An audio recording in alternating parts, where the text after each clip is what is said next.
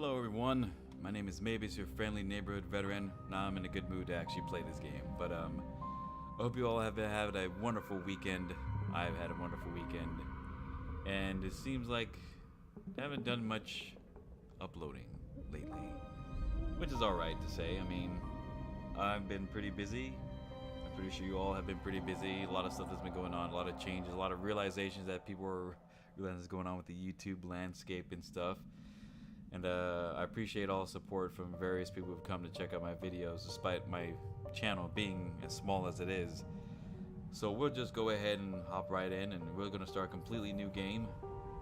I see they added the Italian voice actor in there. Yeah, but anyway, let's go.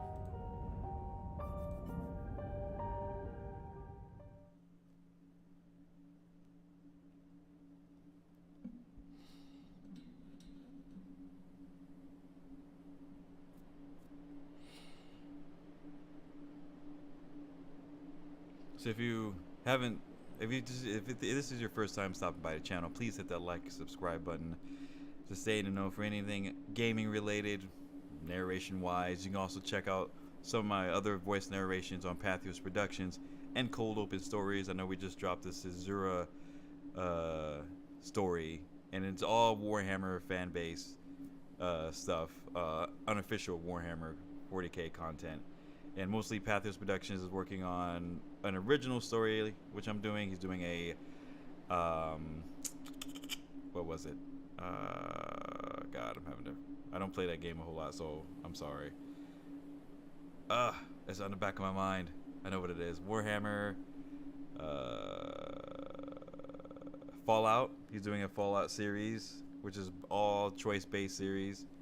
Which is, I cannot wait for that to come out, which is really good. He's starting to blow up a little bit. He just hit his 500,000 subscriber base. I was right behind him, and he just took off with another 100, which is not fair, but it's all good.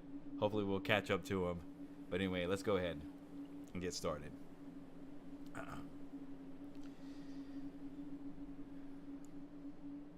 What voice did I do it in? I'm trying to figure it out. Should I do the James Earl Jones impression for the entire thing? I'll probably get bored with it. Maybe.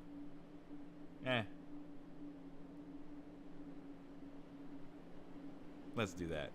Let's do the James Earl Jones one. The window clawed at my window all night long. It wandered the fields and howled like a hungry beast. An endless song weaved from all sorts of voices, shrill, gentle, sneery, twined in the air. They were shouting and laughing, and arguing about something. Someone was running through the snow while casting long shadows that could occasionally creep close to my bed. Our house had a mind of its own, the creaky old mind of a building that had seen a lot in its days and was seemingly trying to share its wisdom with the inhabitants. The lonely house faced the forest, and the dark green thicket gazed back with its hollow eyes, rustling, whizzing, swaying back and forth. One could come out and stand at the edge of the forest to reassure themselves there was nobody behind the crooked trees. Fuzzy silhouettes swaying in the wind couldn't possibly do any harm. It's just a play of light and shadow. Just a play. I knew it was just my imagination. I was already 12, after all. Still.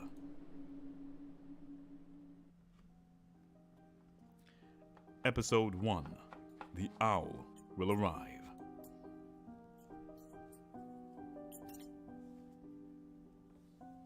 Убери книгу немедленно. Сколько раз говорила, не читай за столом, вредно. Сидишь, сутулился весь.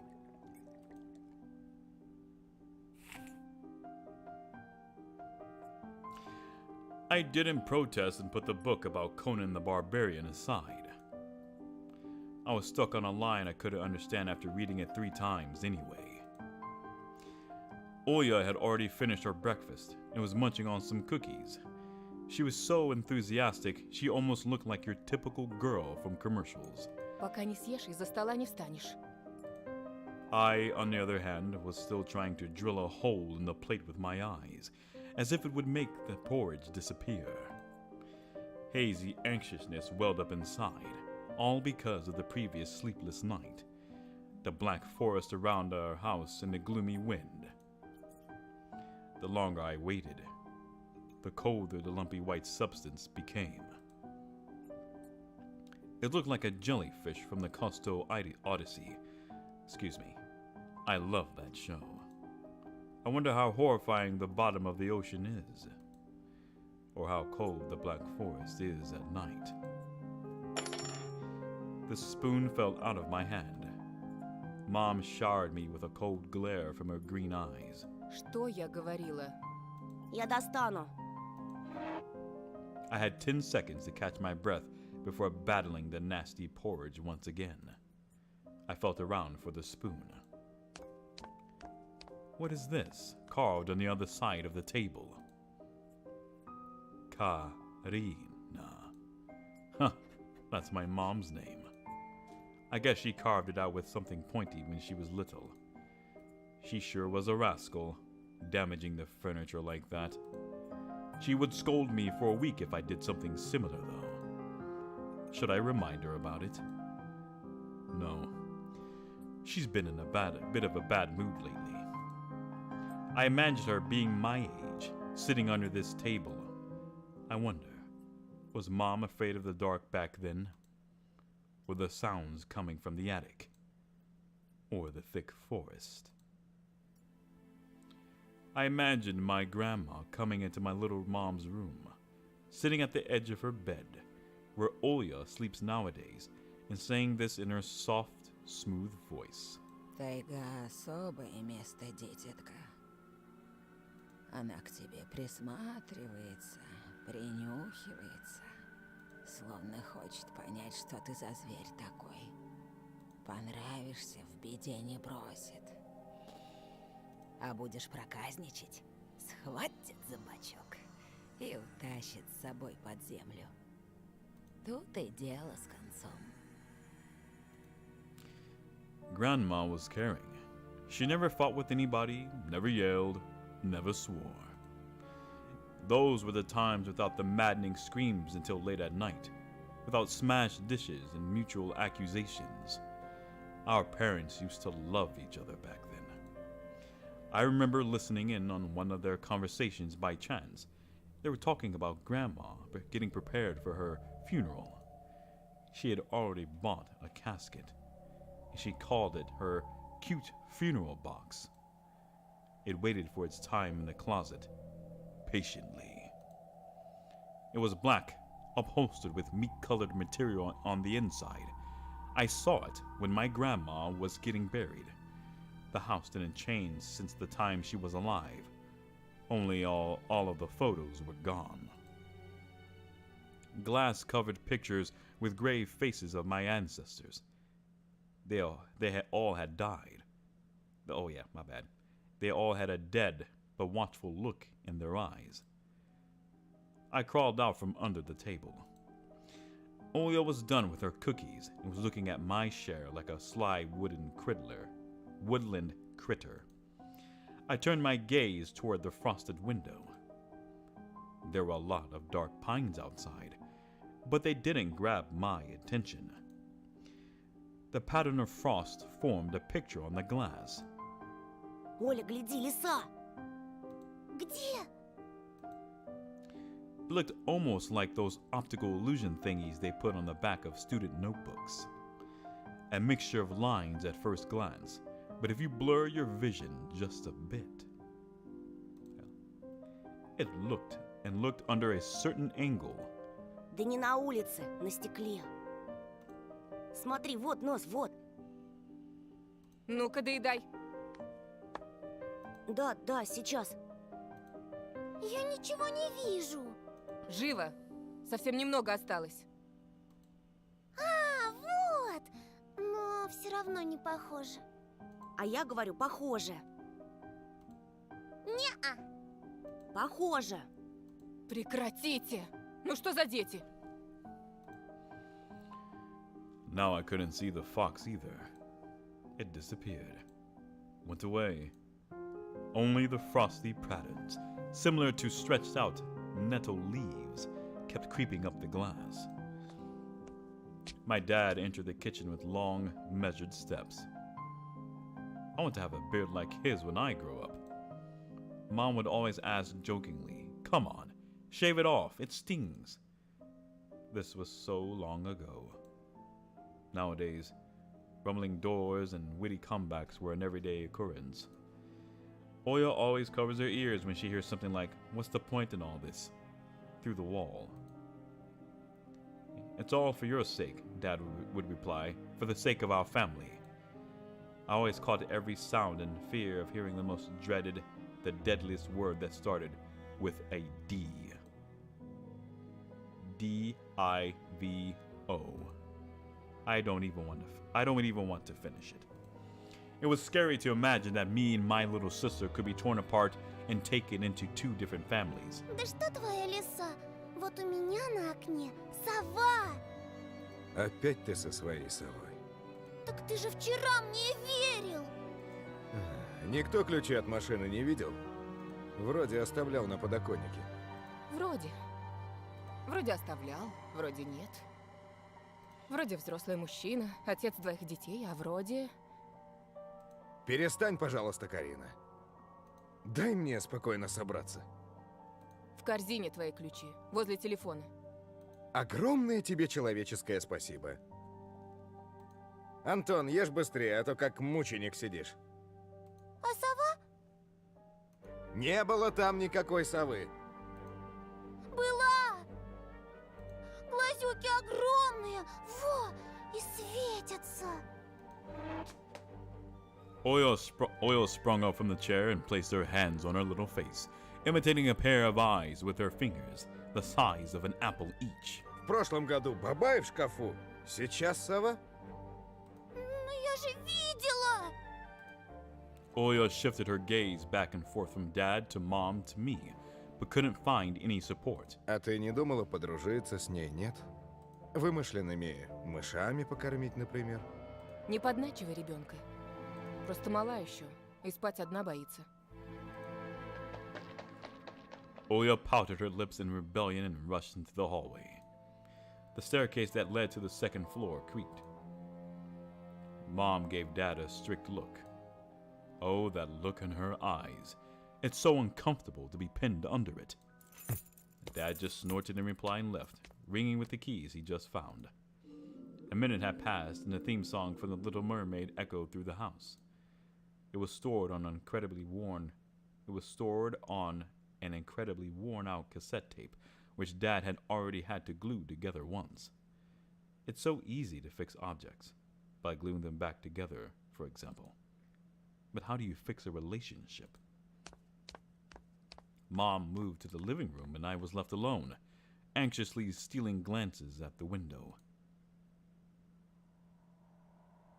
Oya had trouble sleeping ever since we moved to this house. She would toss and turn or curl up into a ball under her blanket. Sometimes she would jump up in the middle of the night and turn on the VCR. Cartoons helped to make her take her mind off all the troubles we had with the move and our parents. And then Oya said she saw that giant flying monster outside her window.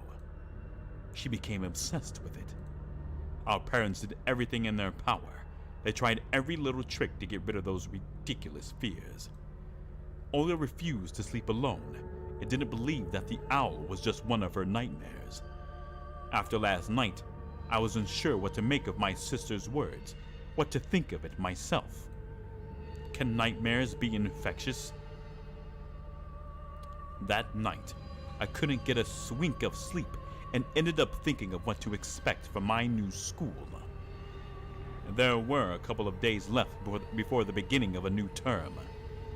My imagination drew long, twisting hallways that led to a classroom full of kids. But all of the students behind their desks were simply dark figures, cut out using a template.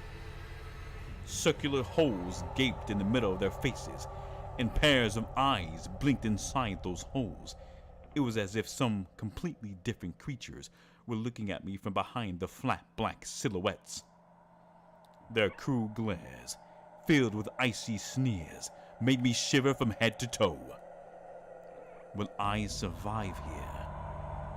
Won't they gang up on me and beat me down, stomp on me with their bloodied shoes?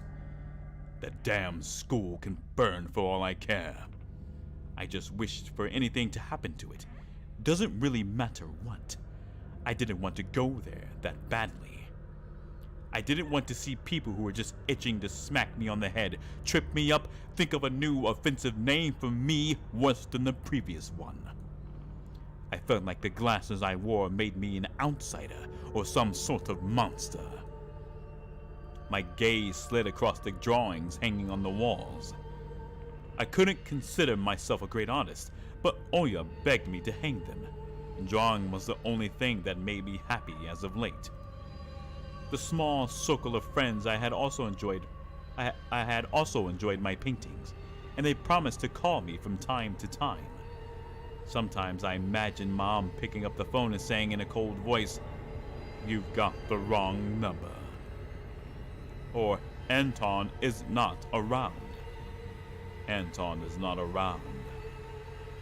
I imagined my future classmates lying in their beds just like me, listening to the howls of invisible werewolves outside their windows. Maybe my new classmates will like me after all. But who would ever like a boy with thick glasses? I mean, my dad used to wear glasses when I was little. Now he's married to the most beautiful woman on the planet, my mom. The house creaked, pressed by the wind. The condo we used to live in, a 9-floor concrete building, buzzed with the neighbor's drill, mumbled with a TV set from behind the wall, cried like a baby from the big family next door. Our current house, though I can't really call it new, was completely different. It was silent and easy, going during the day. Its shadows lay dormant in the corners, on the closet cobwebs and under the stairs. But they all woke up during the night. Something was watching me from every corner, almost as if the old photos of my deceased family, with their ashen eyes, were hanging on the walls in place of my drawings. The floor was squeaking, rusty drains were moaning. The attic was occupied by noisy drafts. One could think the house was performing some sort of demonic melody. And then I realized I was, in fact, hearing music. It was already playing for a good while. Somewhere at the edge of my perception, I could hear a flute. It was mixed in with the sound of the wind, of the creaking old house, and my thoughts too. I stood up and rushed to the window. I wanted to reassure myself that this music was nothing more than a product of my imagination. It's not like someone is playing it. Sorry. It's not like someone is playing it there, amidst the cold, snowy night, right? Stand by. My God.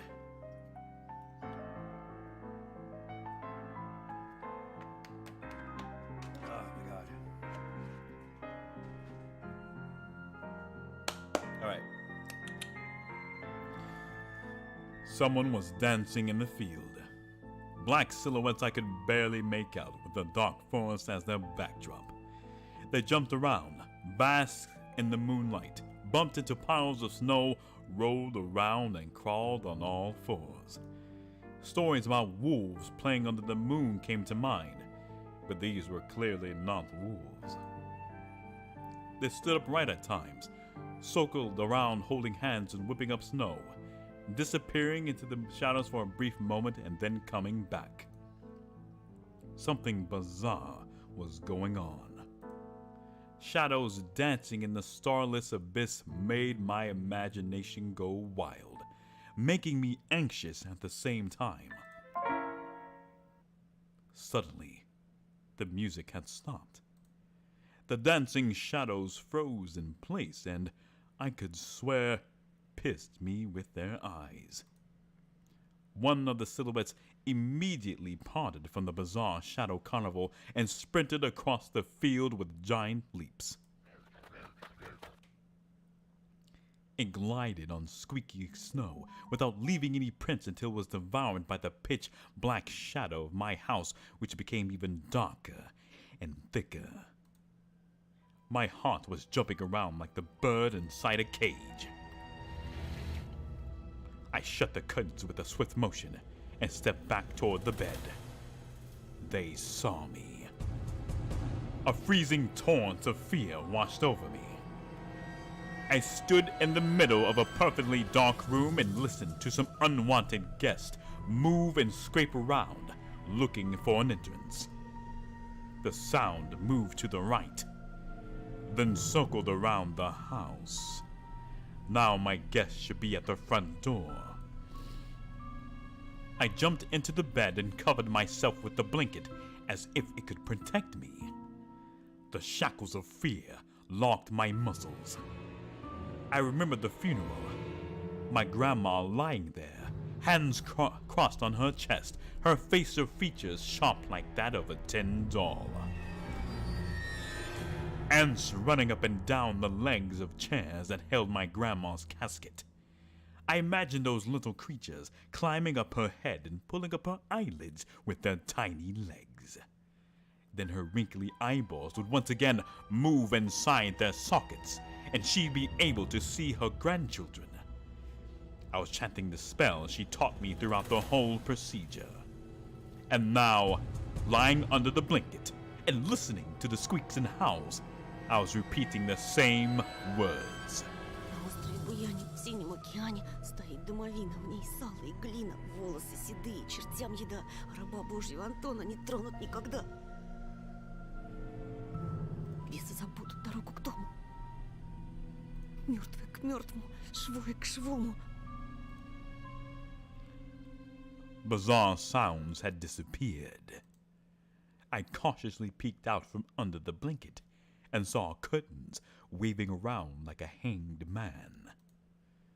And then the night doused me with a new portion of boiling terror.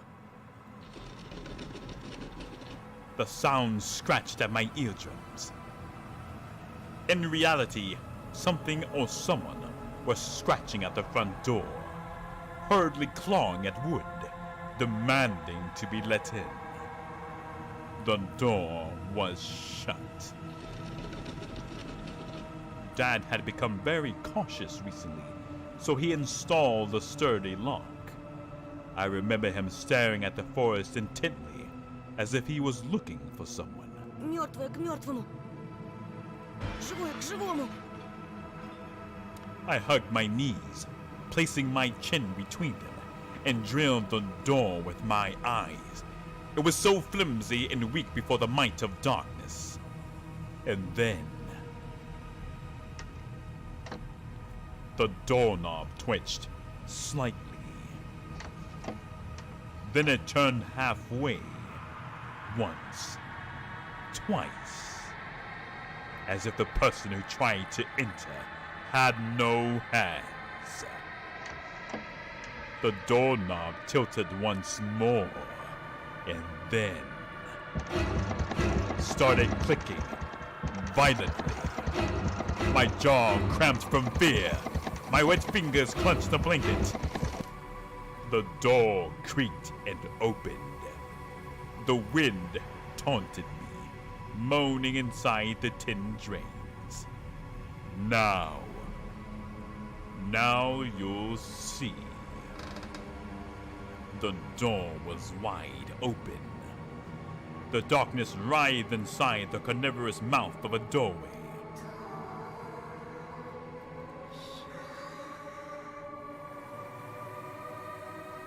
It was as if the night itself was calling out to me, flapping its black wings and squeaking with rusty hinges.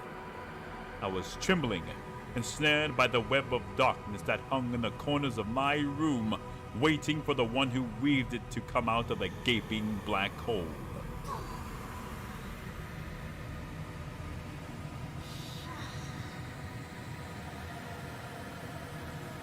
My abdomen tightened, and my chest rose up, ready to exhale a desperate scream.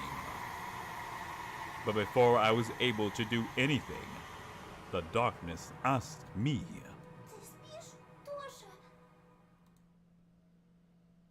My sister's pale face protruded from the thick black shadows. I almost screamed from relief. Оля, я не сплю. Что случилось? Oya frowned and stuck out her lower lip, a clear sign that she was about to cry. Она опять прилетела и пялится на меня. Прогони ее, Тоша. Прогони, пожалуйста. Я так боюсь. The fear that was tormenting me just a minute ago crawled away and hid somewhere in my stomach. I needed to calm Oya down. Это был сон, глупая. Не пугайся. Сны не кусаются. Никто тебя не обидит. Oya sobbed. She was trying her best to believe me. Was I sure of myself? У меня есть идея. Пойдем к тебе в комнату, видик посмотрим. Спящую красавицу, например. Тебе же нравится этот мультик? Почему у спящей красавицы принца у меня эта страшная птица? That question took me by surprise. Ладно, давай посмотрим Золушку. My thoughts became tangled, fuzzy. What was that?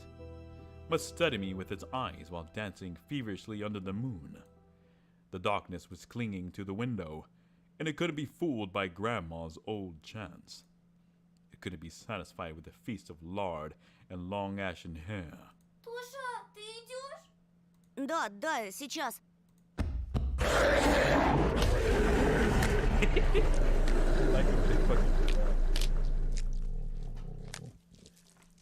I like the fact that the viewers are dipping out before it happens.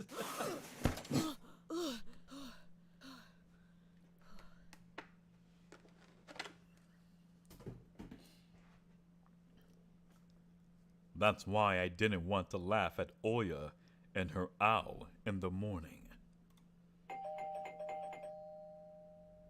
Who could be visiting us here, in the middle of nowhere? We don't know anyone around here. So persistent. I felt extremely unsettled just from a silly thought that our morning guest could have come from the woods. I could barely hear voices coming from the front door. My mind was urging me to hide.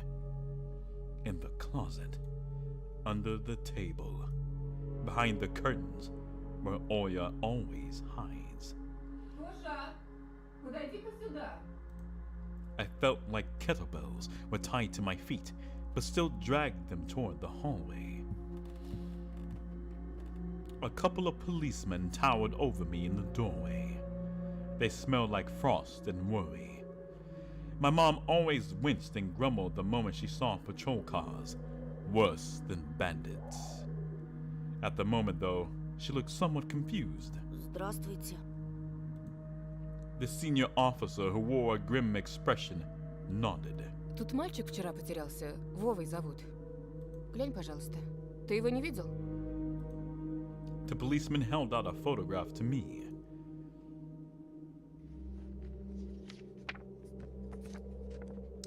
There was a ginger boy around the age of elementary school, pictured with a wall carpet as the backdrop. He had a striped cat in his hands and wore a wide smile. Нет. Точно? Посмотри внимательнее. Где мне его видеть? Я тут никого не знаю, да и из дома-то почти не выхожу. А может, видел в окно? Да, у тебя ведь окна на лес. The window. Нет, не видел. Ясно. He sounded tired, but his eyes, his stare, long and heavy, was full of suspicion. I squirmed unwittingly under the weight of the guilt, which his giant shadow cast over me. The policeman finally tore his eyes from me and glanced over the hallway, the stairway and the cracks in the ceiling, which I haven't noticed before for some reason. Вы, кстати, как на новом месте? Попривыкли уже? Понемногу, только вот дочка маленькая по городу скучает. Скучает, значит. Из местных вас никто не беспокоит? Все хорошо, спасибо. The policeman pierced through me one more time with his brown eyes. My head started spinning. Может, вам помочь как-то?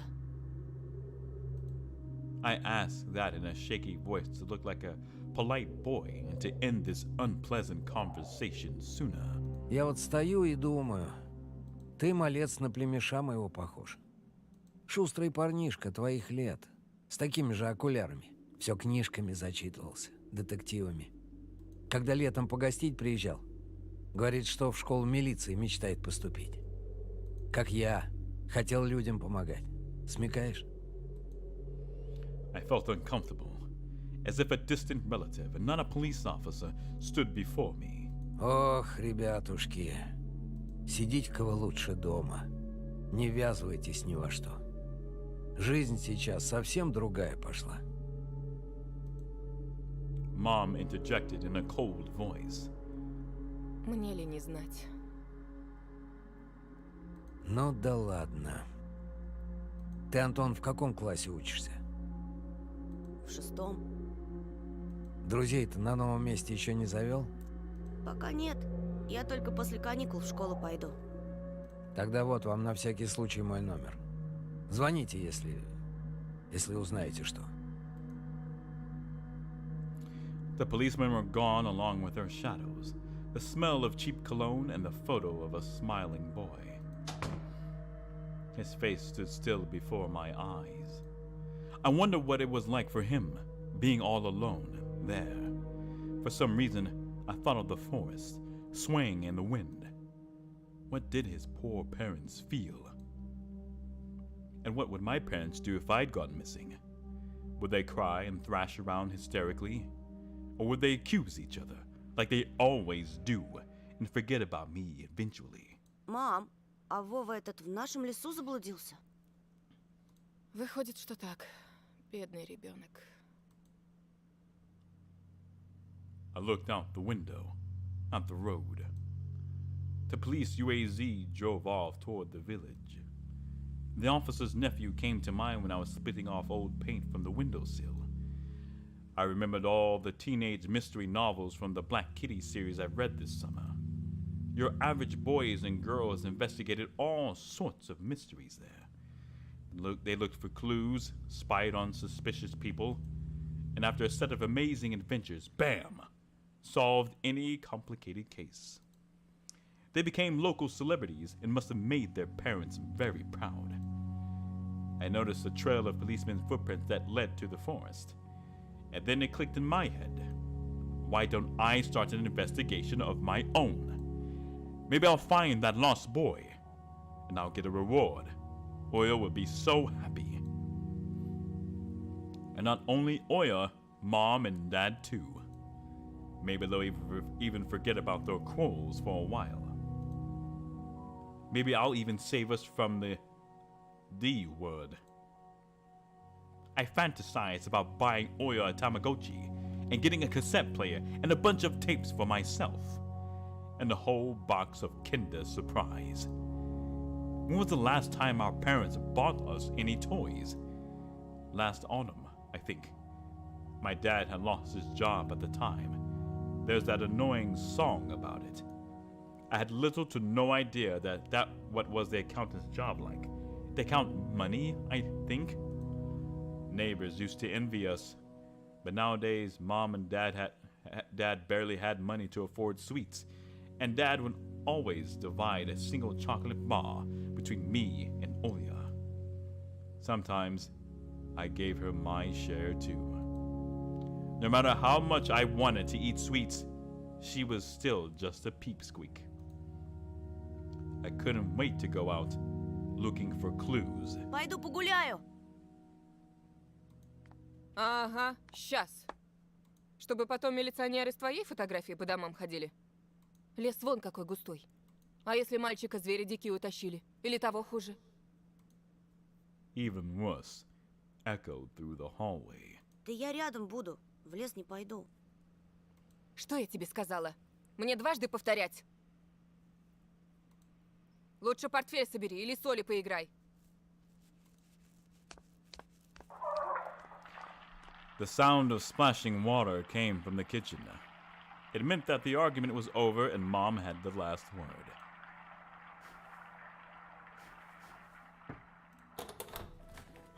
The dark, stuffy closet. Mom says it smells like mice, but how would she know their smell?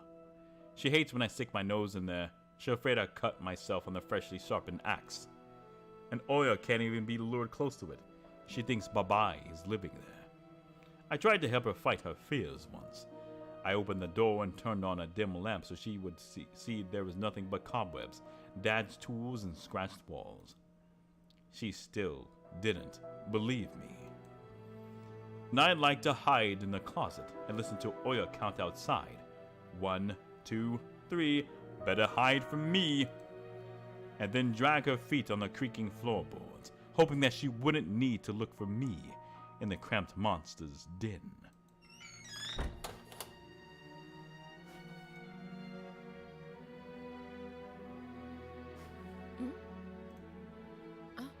It was difficult to lie to Mom, but there was no other way for me to run away from home. Мам, там что-то с телевизором случилось.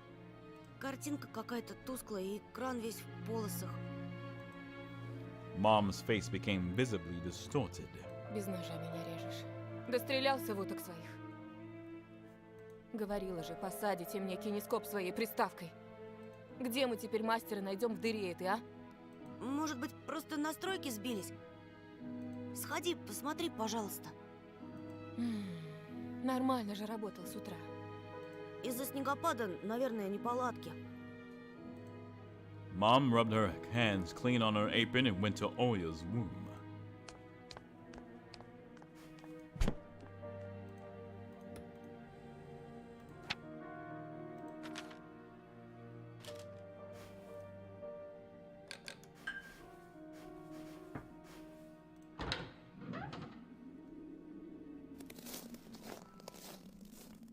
I opened the front gate and went into the field, carefully, so Mom wouldn't see me from the window. When I crossed half of the distance toward the forest, the snow piles became as high as my knees. I remembered my nightly fears. I saw those silhouettes around here. They were jumping around, holding hands. That hypnotizing music started playing in my head all on its own. In the light of day, those distant figures felt like a simple dream. The sun turned my nightmares to ash, but the aftertaste was still there, distant ringing in my ears, distorted shadows crawling on the snow alongside me, and a barely audible whisper in my head, blurry and almost kind. Everything was silent. So silent, I felt like the world was totally empty. No ground, no sky, no parents, no Oya. The time reached its limit, a one-way trip that ended at the forest's piney stockade.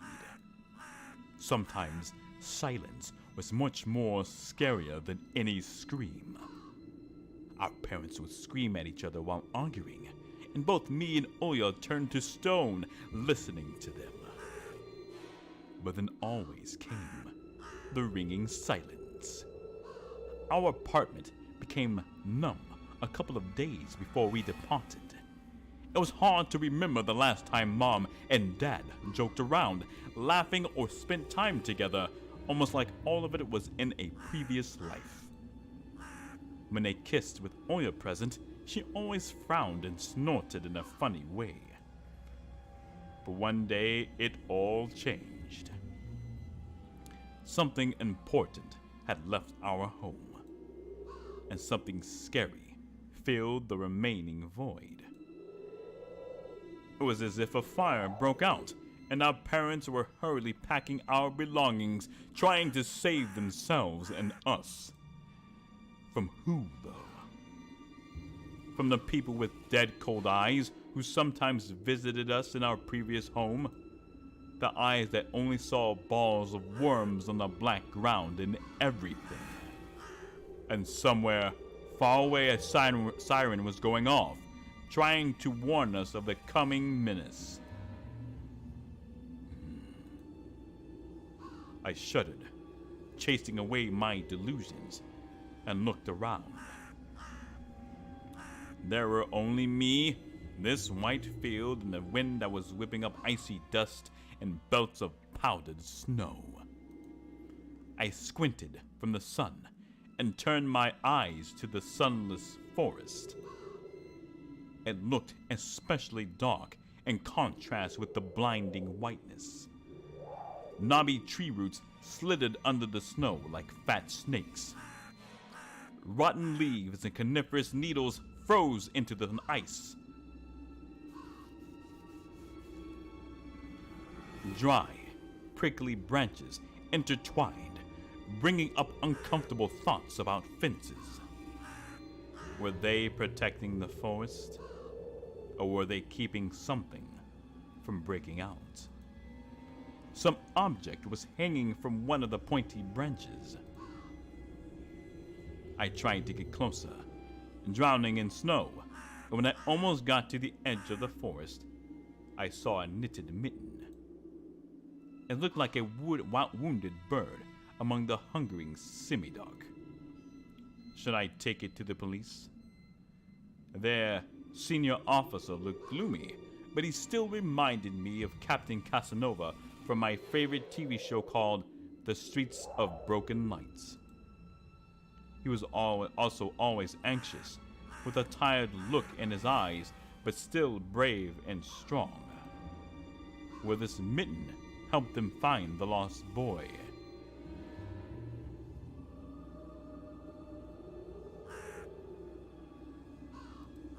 I heard a distant shout. It looked like it came from the river.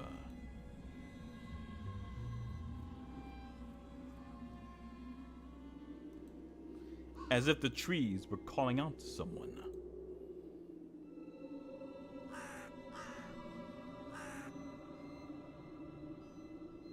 Resounded closer to me. Someone was standing there, behind the trees, hiding.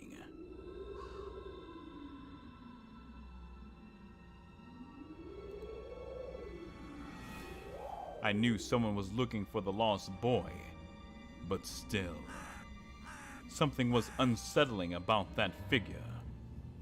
Its stillness, how it was bent unnaturally toward the ground. Its blackness. There's no one there, just branches and roots. It's all just my imagination. A nearby bird flapped its wings loudly. A shadow split from the tree and disappeared from my sight. I looked away for just a moment, but when I turned my gaze back to the same place, it was gone. So it was my imagination after all. Silence reigned for a painfully long time.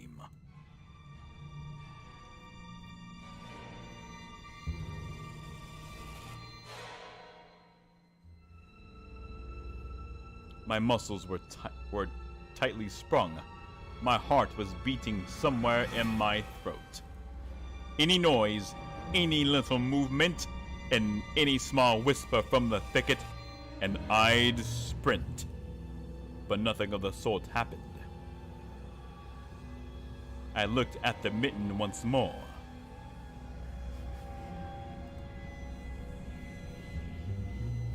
I decided to take the lonely mitten from the branch.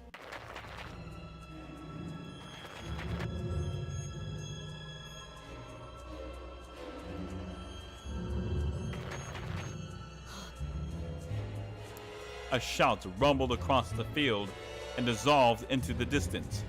No echo, no hope for a reply.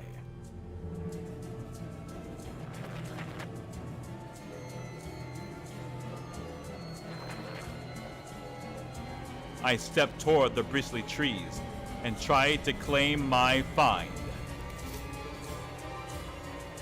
It didn't budge. I pulled harder. The branch cracked and the mitten tore off, landing in my hand with a squishy sound. All too heavy. Wet. I squeezed it without thinking and something dark spilled from it, forming a tiny string between the mitten and the snow. Steam rose from the snow pile.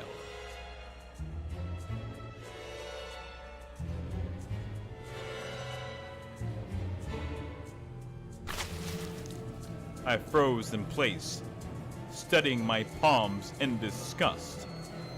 Red. The sound of cracking branches invaded the silence. I didn't have to think twice before running away. Someone was chasing me from the darkness, breaking pine branches, closing the distance with giant leaps. Snow was slowing me down. Crazy thoughts flew through my mind. I'll get caught. They'll get me. I'll get dragged into the thicket. I'll be gone forever. But there was once one more voice, probably a reason. It gave me strength, spurred me on. You can do it. Don't stop. I heard an animal roar behind me. It was so loud my ears went numb. It felt like the sound had come from a pack of hungry beasts rather than a single one. Their nostrils sucked in freezing air. They sensed my fear. Two giant wings flapped above my head. An enormous shadow flew over the clearing. A hoot, a wheeze. The roars were coming from all directions now. From the dried up raspberry bush, from twisted pines, from under the windfall. Hurry, run, don't look back. It felt like I was inside a nightmare. The snowy clearing becoming viscous like quicksand. I was stuck in place. I pulled my leg from the mushy trap just to be caught in a new one, even deeper than before. I continued to drown, sinking deeper and deeper with every desperate push. Was snow ever this sticky? I screamed in horror after realizing this wasn't snow. Someone or something in the snow pile was clutching my pants. I gathered all my strength and rushed forward. The pressure on my leg was gone. My boots slipped out of the hole and my soles were on a hard surface again. I reached a clear path with one jump and from there ran to my house. Its gloomy facade didn't look threatening now. That house was my line of defense from the shadows that flapped their wings and the creatures that were hidden under the snow. I tripped over the doorstep and smashed into the door. In all my hurry, I still managed to notice the claw marks, as if a dog was striking the wood with its paws, demanding to be let in so it could escape the code. I hadn't noticed these marks when I was leaving. The heartbeat in my ears was much louder than my surroundings. I couldn't hear whether someone was following me or not. What if they were already in our front yard and Mom had locked the door? Drowning in fear, I pulled on the doorknob and it obediently gave way.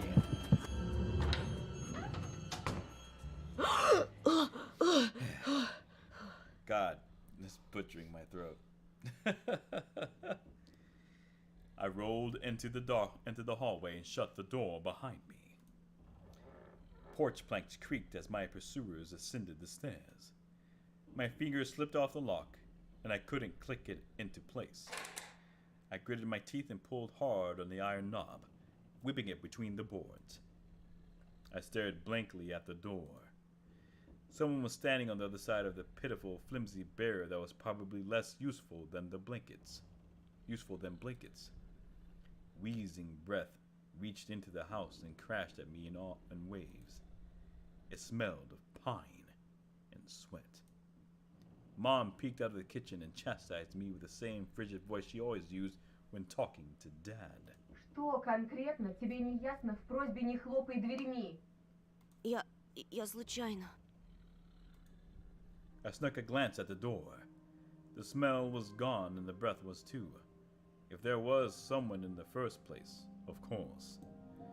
Here, mere 5 meters away from Mom, my fear was slowly weakening, melting like snow in spring, and with it the last bit of strength that had left my body too. My legs gave way. I propped myself up against the wall so I wouldn't fall over. Mom's expression had changed immediately. The cold mask of strictness and detachment was gone. Mom looked the same as before all those quarrels. She finally saw my condition, my wet plants plastered with snow. Ты где был? Я тебе что говорила, а? Чтобы ты дома сидел. Я и для тебя пустое место.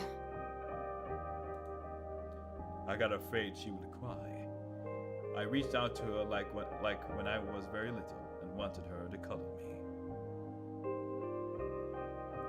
But Mom regained her composure fast and put on her usual face. Her eyes shined like steel. Her voice rang out. У отца сигареты пропали. Признавайся, ты их стащил? Курить бегаешь? Там за мной кто-то гнался. Я думал, меня... I stuttered as soon as I started explaining myself. Tears welled up in my eyes. Mom leaned toward me and sniffed my clothes like a beast, searching for the smell of tobacco. Then she squinted her eyes in suspicion and looked into the front yard. Her expression changed in an instant, and she covered her mouth with her hand. Гляди, вон же они. Прямо у забора. My heart started thumping as if I became prey once again, and my pursuers were following me in the field. I could swear that I've heard something scratch at the door, just like in my nightmare. Mom beckoned me with her finger, and I gathered all my remaining bravery to look into the kitchen window, facing my fear. I could barely discern some hairy silhouettes swimming in snow through the icy winter patterns on the glass. Dogs. Just a small pack of strays with no name and owner, barely reminding of the hungry monsters that live on the edge of the forest. Божечки, ты их испугался? Да они сами тебя перепугаются, Антон. Они гнались за мной, словно за зайцем. А вдруг они бешеные? The smile had slowly disappeared from Mom's face. Now she looked at the dogs as if it was her first time seeing them. Что если они нападут на Олю? Мам, Вот бы твой отец их всех перестрелял. мама, они живые. А что? Ты уж определись, они тебе друзья или враги? Не маленький ведь уже. Mom sighed in annoyance, and I felt so bitter that I bit my lower lip and fixed my gaze on the cobweb-ridden corner just to keep myself from crying. Welp, some detective I am. In reality, I wasn't risking my life among monsters, but rather my pants among a pack of stupid strays. And what for? What use do I have for this? Mitten. Of course! I darkened the sticky mitten that belonged to the lost boy and made a squishy sound in my hand. Seems like I was clutching it the whole time. That's my trump card as a detective. I hurried to present this clue to my mom. Мам, смотри, это Вовина варежка. Ну того, про которого утром милиция спрашивала. Она вся в крови, на дереве висела. Вон там, могу показать. Давай в милицию скорее позвоним, как нас участковый просил. Мам, гляди! Фу! A shadow of doubt slowly crept onto Mom's contorted face, as if she was trying to remember something distant, like someone tries to remember their dream. But the images slip away. А ну-ка прекрати сейчас же. Оля тебя услышит, с ума сойдет. Она и так не спит, на все подряд жалуется. Еще и ты со своими шуточками. And at that moment, I realized the mitten was actually wet from snow. There was no blood whatsoever. I wanted to sink through the floor from embarrassment. Иди сюда, паникер. Да не стой столбом. Вот, таблетку на. Быстро пей. A golden-colored pill, reminiscent of a dead wasp, fell onto my palm. Я уже пил сегодня, за завтраком. Попререкайся мне еще. Сказала дома сидеть, нет же. Был бы отец, выпорол. Сейчас же выпей, а то ночью не уснешь. Тебе ведь в школу завтра. So I had to swallow the bitter medication, drinking it down with similarly awful water that gave off a taste of chlorine. Maybe it wasn't Fova's mitten. Maybe it wasn't a mitten at all. Just like the forest monsters and Oya's owl. Am I going mad? What's happening to me? Either the pill had an immediate effect, or my overexerted brain didn't let fear inside anymore. Serenity washed over me, bringing yawny indifference along with it. Антон, выпил? Можешь, если захочешь. Раздевайся. Уснул, что ли? Нет, мам, просто задумался. Интересно, о чем же? Так, глупости всякие. Mom scrutinized me with suspicious eyes, as if she wasn't sure she was looking at her own son and not some doppelganger that came from the forest. Точно все нормально? У тебя такое лицо было, когда милиционер про окно спросил. Все нормально, мам. She heaved a deep sigh. Хорошо. It seemed like the house had changed. The sofa's fabric had become discolored. Fingerprints appeared on the bathroom tiles. The light bulbs also felt different, dimmer and yellower. Even the saliva inside my mouth had a different taste. A melody from Aladdin could be heard from the upper floor. Oya was done rewatching her favorite Little Mermaid episodes and switched to the other tapes.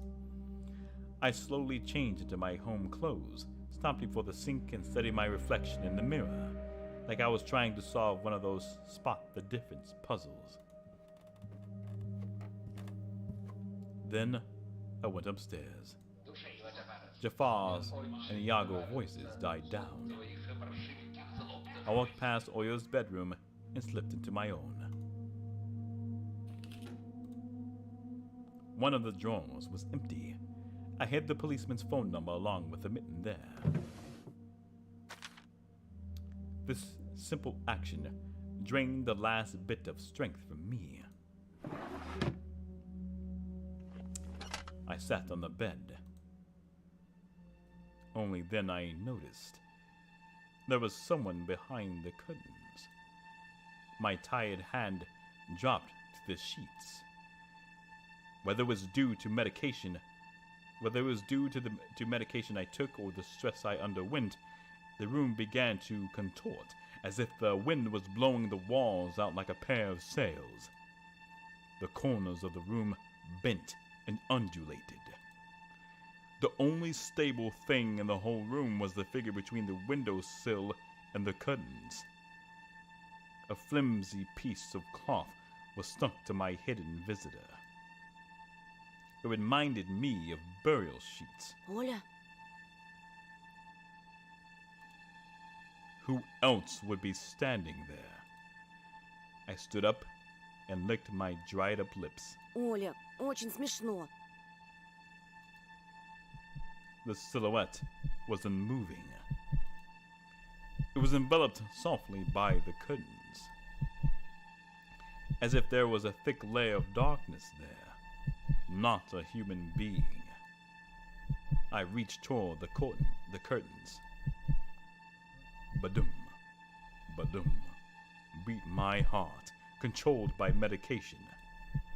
The wind sang in the field with a chorus of voices. For a second, I wanted to return to the bed, just lie down and watch the person behind the curtain, knowing full well they were looking back at me. They're looking without blinking, waiting for me to fall asleep. Plastic rings rustled against the holder when I pulled open the curtains. Попался! Да я сразу понял, что это ты.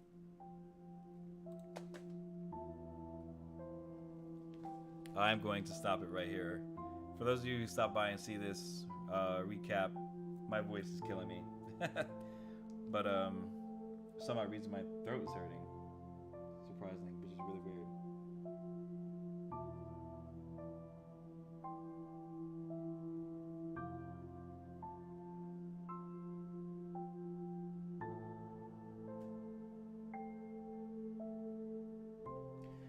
Other than that, I hope you guys are thoroughly enjoying this. For those of you who stop by to see my channel, you can check out all my other video game playthroughs and stuff like that. Check out, once again, check out Pathos Productions and Cold Open Stories. And for all your for those Warhammer fans out there and those who like good stories, I know this is kind of overrated and this is kind of old, but yeah, who knows, right?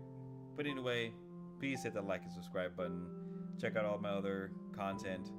And yeah, we should have another game series coming out soon, probably.